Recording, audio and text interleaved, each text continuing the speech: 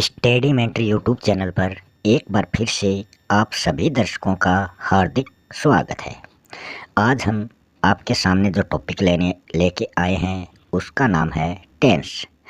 Tense जो है इसको हिंदी में काल कहते हैं। ये जो टेंस है इसको हम 3 वीडियो में कंप्लीट करने वाले हैं। आज वाले वीडियो में हम सिर्फ प्रेजेंट टेंस से ही संबंधित कुछ बातें जो हैं उनकी चर्चा करेंगे।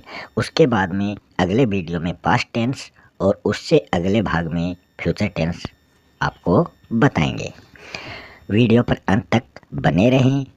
इस वीडियो में हम आपको बहुत ही सरल तरीके से टेंस याद करना सिखाएंगे।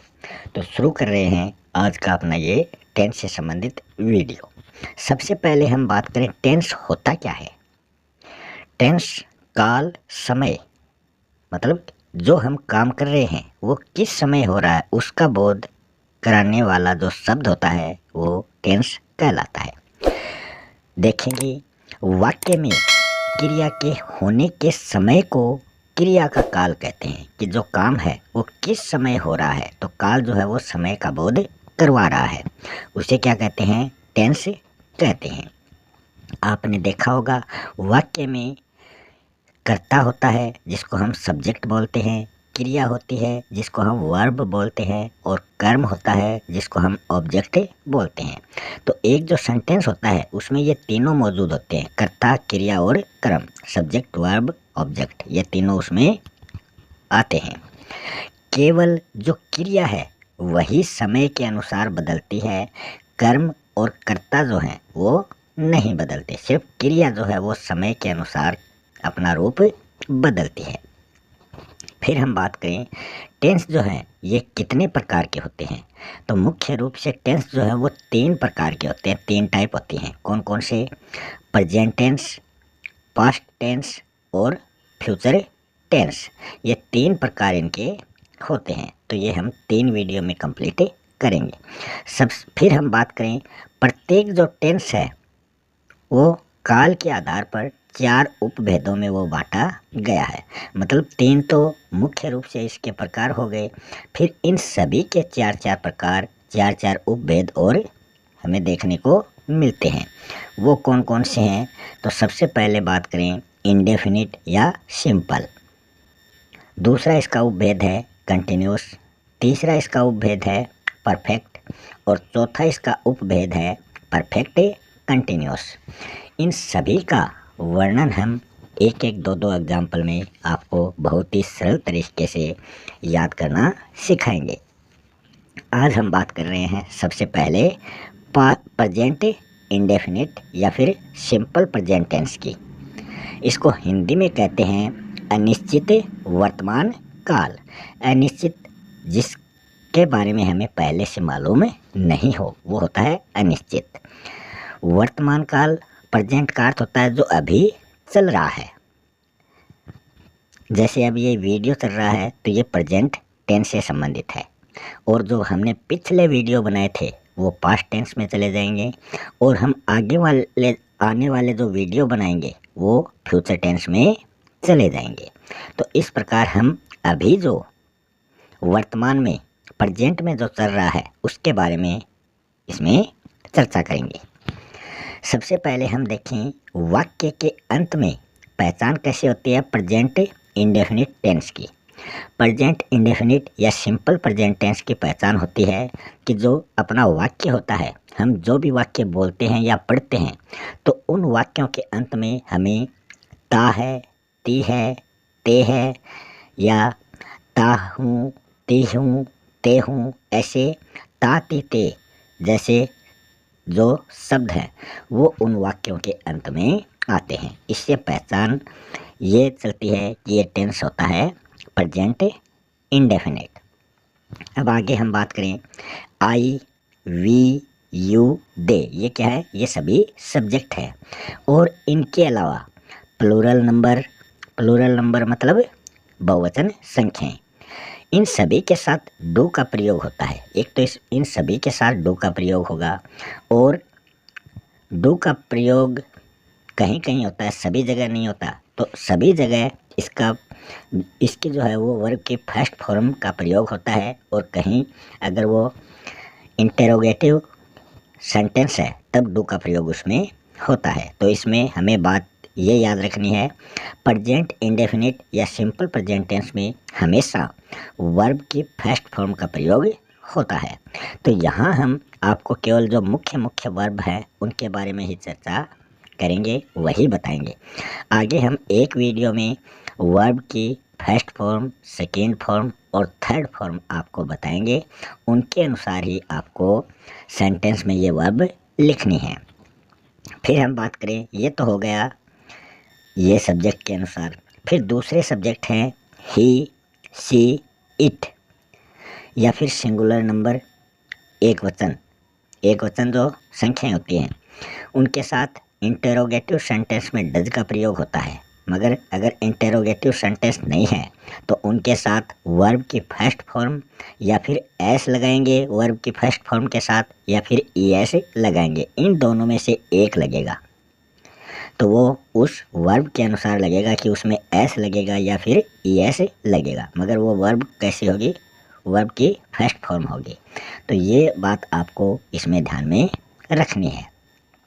फिर हम बात करें, यदि सब्जेक्ट एक वचन हो, सिंगुलर नंबर में हो, और क्रिया का अंत मतलब जो वर्ब है उसका अंत लास्ट जो अल्फ़ाबेट है वो ए, आई, ओ, यू ये हो, तो V1 वर्ब की फर्स्ट फॉर्म के साथ ES लगेगा। अब हमें यहाँ ये बताया गया था SES लगेगा वर्ब की फर्स्ट फॉर्म के साथ। अब हमें यह भी पता चल गया कि ES कहाँ लगेगा, कि जो वर्ब है उसका लास्ट जो लेटर है अगर वो A, I, O, U इनमें से आ रहा है तब तो इनके साथ ES लगेगा, और अगर ये नहीं आ रहा है तब सभी के साथ क्या लगेगा, S लगेगा। आगे आपको क्या ध्यान रखना है, डू या डज वाले जो भी सेंटेंस हैं उनमें एस और एस का प्रयोग कभी नहीं किया जाता। तो ये बात आपको ध्यान में रखनी है। अगर डू डज है तो एस एस उस सेंटेंस में नहीं होने चाहिए। अब हम इसके एग्जाम्पल देख लेते हैं। सबसे पहला एग्जाम्पल है, Sunil writes a book. Sunil writes a book, इसका अर्थ होता है सुनील पत्र लिखता है। तो अंत में ता आ गया, लिखता, तो ता आ गया, पता चल गया प्रेजेंट इंडेफिनिट ये टेंस है। अगर इसी को एक जो सेंटेंस होता है वो चार तरीके से हम लिख सकते हैं। तो ये तो सिंपल सेंटेंस हो गया। इसको अगर हम नेगेटिव में करें तो नेगेटिव में करेंगे तो इसके साथ डू डज जुड़ जाएंगे। इसको अगर नेगेटिव में करेंगे तो सुनील के साथ डू आएगा या डज आएगा, ये हमने अभी देखा था। सिंगुलर नंबर के साथ क्या आता है, डू आता है, डज आता है। तो इसके साथ आ जाएगा सुनील डज राइट हो जाएगा, इसमें एस हट जाएगा, यहाँ दिया गया एस नहीं लगेगा। तो Sunil does right a book मतलब सुनील पत्र नहीं लिखता है। तो ये हो गया इसका नेगेटिव रूप। फिर हम इसको देखते हैं इंटेरोगेटिव रूप में। तो इंटेरोगेटिव रूप में हम इसको किस प्रकार लिखेंगे कि जो भी अपनी इसमें डू डज जो है वो इंटेरोगेटिव सेंटेंस में आएगा। तो इसमें हमने यहाँ देखा था क्या आया था, डज आया था। तो ये डज से शुरू होगा, does Sunil right a book, Sunil पुस्तक लिखता है। सॉरी, ये बुक का अर्थ क्या होता है, पुस्तक होता है। मैंने इसको लेटर पढ़ दिया, पत्र पढ़ दिया। तो आप इसका ध्यान रखना, ये क्या है, बुक मतलब पुस्तक। तो इसका इंटेरोगेटिव में हो जाएगा, क्या सुनील पुस्तक लिखता है। फिर हम इसको नेगेटिव इंटेरोगेटिव मतलब इंटेरोगेटिव नेगेटिव में इसको चेंज करेंगे। तब हमें क्या लिखना है, डज सुनील, उसके बाद में नोट लगाना है, फिर राइट ए बुक मतलब क्या सुनील पुस्तक नहीं लिखता है। तो ये इसका इंटेरोगेटिव नेगेटिव सेंटेंस हो जाएगा। तो इस प्रकार आप इसको अलग अलग बना सकते हैं। अगर सुनील सब्जेक्ट है, इसकी जगह अगर प्लूरल नंबर होता तब इसमें ऐसे नहीं लगता, ये हमने ऊपर ही बता दिया है। दूसरे एग्जाम्पल की बात करें तो इसमें है you do not sing a song, मतलब you do not sing a song मतलब तुम गाना नहीं गाते हो। तो यहाँ आपने देखा सिंग, सिंग यहाँ एस एस नहीं लगा है क्योंकि ये प्लूरल नंबर है और नोट का सेंटेंस है तो प्लूरल नंबर के साथ हमने देखा था डू लगा था, तो इसमें भी डू लग गया। तो इसको भी आप अलग अलग रूप में लिख सकते हैं। अगर डू पहले ले आए और फिर you not sing a song तो ये इंटेरोगेटिव नेगेटिव हो जाएगा। नोट इसमें हटा दें, अगर इसमें हम नोट हटा देते हैं तो यू, अगर इसको हम सिंपल बनाएं you sing a song, you sing a song मतलब तुम गाना गाते हो। नेगेटिव में बनाएंगे तो नोट लग जाएगा, डू नोट हो जाएगा। और अगर इंटेरोगेटिव में बनाएंगे तो डू पहले आ जाएगा, do you sing a song. और अगर इंटेरोगेटिव नेगेटिव में बनाएंगे तो ये डू पहले चला जाएगा और नोट भी इसमें रह जाएगा। तो इस प्रकार हमने देखा प्रेजेंट इंडेफिनिट या प्रेजेंट सिंपल प्रेजेंट टेंस के बारे में हमने चर्चा कर ली है। अब चलते हैं अगले टेंस की ओर।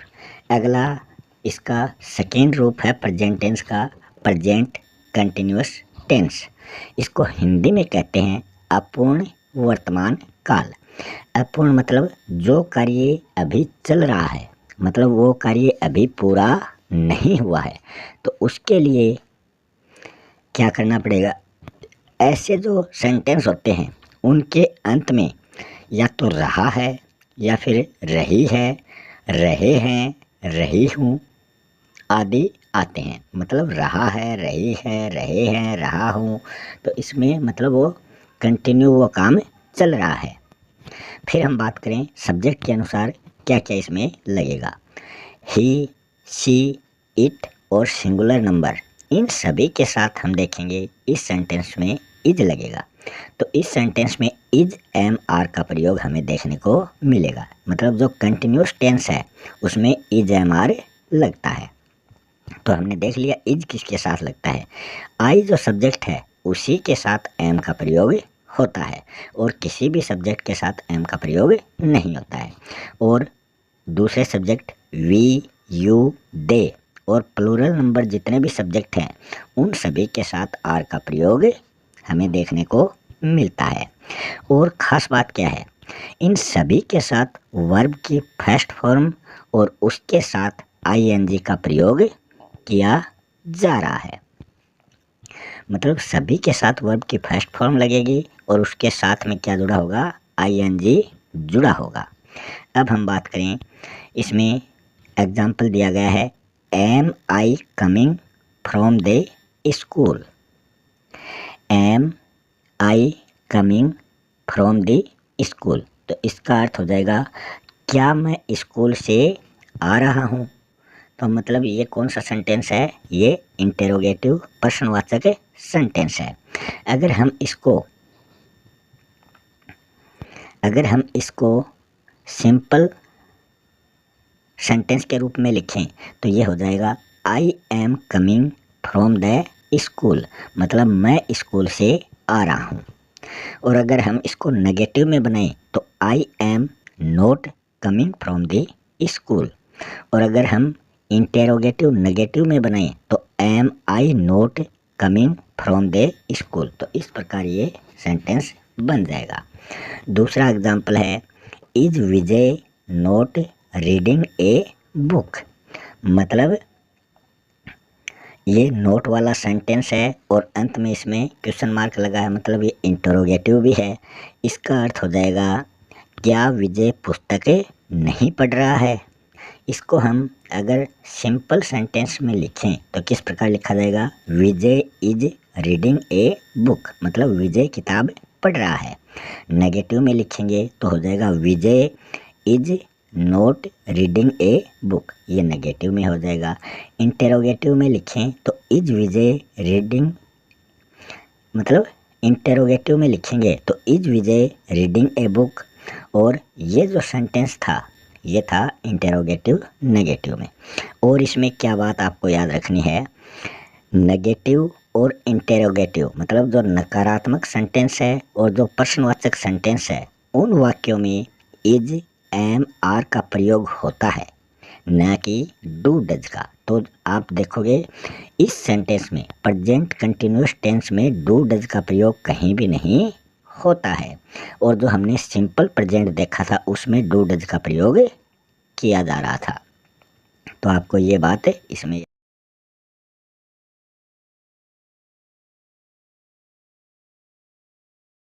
प्रेजेंट टेंस का जो अगला रूप है, इसका तीसरा उपभेद है, उसका नाम है present perfect tense. Present perfect tense को हिंदी में कहेंगे पूर्ण वर्तमान काल। पूर्ण का अर्थ होता है जो कंप्लीट हो चुका है, जो पूरा हो चुका है, कि हम जो भी काम कर रहे हैं वो हमने पूरा कर लिया है, तो वो किस टेंस में चला जाएगा, प्रेजेंट परफेक्ट टेंस में। इसमें हमें क्या याद रखना है, जो सेंटेंस है उसके लास्ट में चुका है, दिए हैं, किया है, चुकी है, चुके हैं, दिया है, किए हैं आदि शब्द जो हैं वो उस सेंटेंस के अंत में आते हैं। तो ये बात आपको खास तौर से ध्यान में रखनी है। फिर हम सब्जेक्ट की बात करें, आई, वी, यू, दे और प्लूरल नंबर जो सब्जेक्ट होते हैं, उन सभी के साथ हैव हेल्पिंग वर्ब का प्रयोग किया जाता है। और ही, शी, इट और सिंगुलर नंबर वाले जो सब्जेक्ट हैं, उन सभी के साथ हैज़ का प्रयोग किया जाएगा। तो इस सेंटेंस में हैज़, हैव का प्रयोग हमें देखने को मिलता है। इन सभी के साथ वर्ब की थर्ड फॉर्म का प्रयोग किया जाएगा। एग्जाम्पल के रूप में हम देखें, they have learned there lesson, मतलब उन्होंने अपना पाठ याद कर लिया।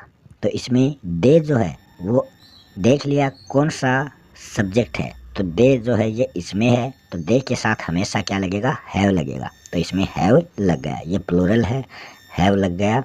और ये लर्नड जो है ये लर्न की थर्ड फॉर्म है, और दे के साथ देर होगा, आई के साथ मी होता है, वी के साथ यहाँ एस हो जाता, यू के साथ तो यू ही रहता, दे के साथ देर यहाँ आ गया।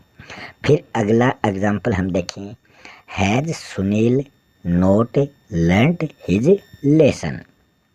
ये कौन सा है, ये इंटेरोगेटिव नेगेटिव सेंटेंस है, मतलब ये प्रश्नवाचक वाक्य भी है और इसमें नोट दिया गया, तो ये नकारात्मक वाक्य भी है। तो इसका हिंदी अर्थ हो जाएगा, क्या सुनील ने अपना पाठ याद नहीं किया। इसको हम सिंपल सेंटेंस में लिखें तो ये हो जाएगा, Sunil has learned his lesson. तो यहाँ सुनील जो है वो उसके साथ हिज है, मतलब ये ही का काम करेगा, तो इसके साथ हिज लगा है। अगर यहाँ सी होता, किसी लड़की या औरत का नाम होता, तो यहाँ हर हो जाता। तो इस प्रकार ये अपना रूप बदलते हैं। तो सिंपल में हो जाएगा, Sunil has learned his lesson. अगर नेगेटिव में करें, Sunil has note learned his lesson. और अगर इंटेरोगेटिव में करें तो यहाँ नोट हटा देंगे, has Sunil learned his lesson. तो ये इस प्रकार इसको हम लिख सकते हैं। फिर आपको एक बात और इसमें ध्यान में रखनी है, इसकी पहचान कैसे होगी। सेंटेंस में जस्ट नाउ आ जाए तो समझ लेना प्रेजेंट परफेक्ट टेंस है, ऑलरेडी आ जाए तो भी समझ लेना प्रेजेंट परफेक्ट टेंस है, येट, टिल नाउ, नेवर, सो फार आदि जो शब्द हैं वो अगर किसी सेंटेंस में आ जाते हैं तो वहाँ पर आपको कौन सी वर्ब का प्रयोग करना है, तो वहाँ आपको प्रेजेंट परफेक्ट टेंस का प्रयोग करना है, वर्ब की थर्ड फॉर्म, और उनके साथ हैज, हैव का प्रयोग आपको हमेशा करना है। प्रेजेंट टेंस का जो चौथा उपभेद है वह है प्रेजेंट परफेक्ट कंटिन्यूअस टेंस, मतलब इसमें पूर्ण अपूर्ण वर्तमान काल इसको हिंदी में कहते हैं। इसमें पूर्ण अपूर्ण दोनों ही आ जाएंगे। तो ऐसे सेंटेंस की पहचान क्या होती है, जो सेंटेंस होता है उसके लास्ट में या तो रहा है या रही है या रहे हैं जैसे शब्द आते हैं। उसी के आधार पर हम पता कर लेते हैं कि यह प्रेजेंट परफेक्ट कंटिन्यूअस टेंस है। इसके साथ ही इसमें क्या टाइम जो है वो भी दिया होता है कि किस समय पर वो कार्य हो रहा है। तो अगर टाइम साथ है तो वो प्रेजेंट परफेक्ट कंटिन्यूअस टेंस है। इसमें वाक्य जो है वो भूतकाल से शुरू होकर, भूतकाल मतलब जो समय चला गया वहाँ से वाक्य शुरू होता है, और जो समय अभी चल रहा है, जो काल अभी चल रहा है वर्तमान काल, तो वहाँ तक वो चलता है। तो ऐसा कार्य प्रेजेंट परफेक्ट कंटिन्यूअस टेंस में आता है। इसमें हम सब्जेक्ट की बात करें तो आई, वी, यू, दे और प्लूरल नंबर, इन सभी के साथ हैव ये हमने पहले देख लिया, मगर इसमें समय दिया जाता है तो बीन भी इसमें जुड़ जाएगा, तो ये हैव बीन हो जाएगा। फिर ही, सी, इट और सिंगुलर नंबर, इन सभी के साथ हमने देखा था हैज लगा था, और यहाँ समय दिया जाएगा तो इसमें बीन जुड़ जाएगा, हैज बीन का प्रयोग इसमें किया जाता है। और क्या खास बात है, इसमें सभी के साथ वर्ब की फर्स्ट फॉर्म के साथ आईएनजी का प्रयोग किया जाता है। तो इसमें वर्ब की जो फर्स्ट फॉर्म है वही आती है और लास्ट में उसमें आईएनजी जुड़ जाता है। जहाँ समय निश्चित होता है मतलब पीरियड ऑफ टाइम, वहाँ तो आपको सिंस का प्रयोग करना है। समय निश्चित मतलब कल कौन सा डे था तो वो उस डे के हिसाब से आ जाए, डे का अगर नाम आ जाए तब वो वहाँ पर आपको सिंस का प्रयोग करना है। और अगर डे ही आ जाए और डे में किसी डे का नाम नहीं हो मतलब वो अनिश्चित हो जाता है। अनिश्चित के लिए पॉइंट ऑफ टाइम का प्रयोग होता है, तो वहाँ फॉर का प्रयोग किया जाता है। अब हम यहाँ देखें तो इसमें दिया गया है कि I have been going for a walk for a week, तो ये एग्जाम्पल इसमें दिया गया है। इसका जो हिंदी अर्थ है वो हो जाएगा, मैं एक सप्ताह से सैर करने जा रहा हूँ, मतलब वॉकिंग करने, घूमने जा रहा हूँ। तो एक सप्ताह इसमें दिया गया है, तो एक सप्ताह जो है वो क्या है, वो अनिश्चित है। उस सप्ताह के बारे में नहीं बताया कि कौन से सप्ताह से। अगर अनिश्चित है तो यहाँ फॉर का प्रयोग हुआ है, और अगर निश्चित हो जाता कौन से सप्ताह से मतलब महीने के तीसरे सप्ताह से, महीने के दूसरे सप्ताह से ऐसे आ जाता तब तो यहाँ सिंस आ जाता, वरना यहाँ क्या आएगा, फॉर आएगा। तो हमने देखा आई सब्जेक्ट है तो आई के साथ हैव बीन लगेगा, और साथ में वर्ब की फर्स्ट फॉर्म गो हो गई, गो में आईएनजी जुड़ गया तो ये गोइंग हो गया। अगला इसका दूसरा एग्जाम्पल है। अगर हम इस पहले वाले एग्जाम्पल को ही नेगेटिव में करके देखें तो आई हैव, तो ये इसमें जो नेगेटिव हो जाएगा तो ये इसका जो नेगेटिव होगा वो हो जाएगा I have not been, have के बाद में नॉट जुड़ जाएगा तो ये नेगेटिव हो जाएगा। अगर हम इसको हम इंटेरोगेटिव में करें तो हैव पहले आ जाएगा, have I been going for a walk for a week. अगर हम इंटेरोगेटिव नेगेटिव में करें तो have I not been going, have I not been going for a walk for a week. इस प्रकार ये सेंटेंस हो जाएगा।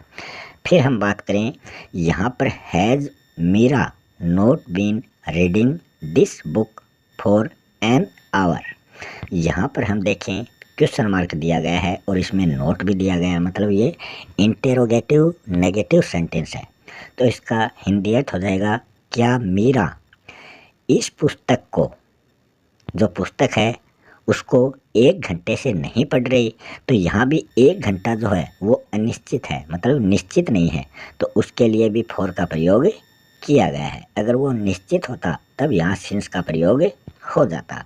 अगर हम इसी को नेगेटिव सेंटेंस में लिखें तो इसमें क्या हो जाएगा, Meera has not reading this book for an hour. और अगर हम इसको इंटेरोगेटिव में करें तो ये नोट इसमें हटा देंगे, has Meera been reading this book for an hour. अगर हम इसको सिंपल में करते हैं तो Meera has been reading this book for an hour. तो यहाँ हैज़ क्यों लगा है, सब्जेक्ट के अनुसार हैज़ का प्रयोग यहाँ पर किया है। तो इसी के साथ आज का वीडियो यहीं समाप्त करते हैं। अगर वीडियो अच्छा लगा है तो चैनल को सब्सक्राइब कर लें ताकि आने वाले वीडियो के नोटिफिकेशन आपको तुरंत प्राप्त हो सकें। मिलते हैं अगले वीडियो में किसी नई सूचना के साथ, किसी नए टॉपिक के साथ। तब तक के लिए आप सभी का बहुत बहुत धन्यवाद।